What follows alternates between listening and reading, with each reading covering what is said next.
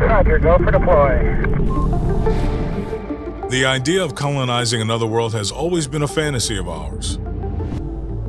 It is in our nature to pioneer new lands, to settle and inhabit even the most unforgiving environments. If NASA's astronauts are to have a long-term presence on the Moon or on Mars, they'll need to figure out ways to build habitable structures. Something that will protect them from the extreme temperatures, radiation, and micrometeorites.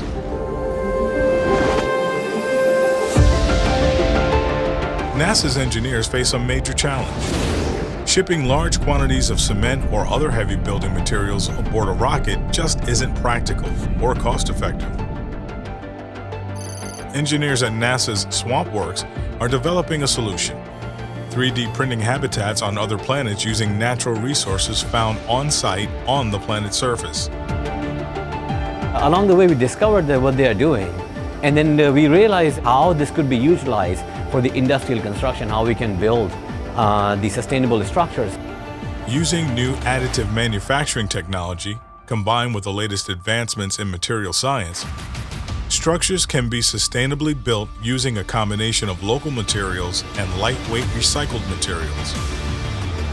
By mixing small amounts of plastic waste with lunar or Martian regolith, similar to dirt and rock found in desert climates on Earth, a cement-like structure is formed and composited into place with robotic precision. We are using Fusion 360 for the design, PowerShape for the redesign, and PowerMill for the toolpath generation. The technology that we're seeing today is incredibly valuable because it's using automation in order to produce that. So that means that I can repeat the process in even the most remote area of this planet.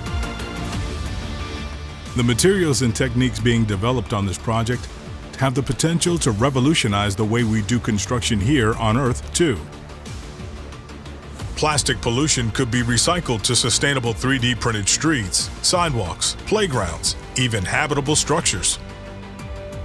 This is really the future of making things, is how we reimagine designing for manufacturing. So now we need to rethink how we design and manufacture parts by joining these two skills in one.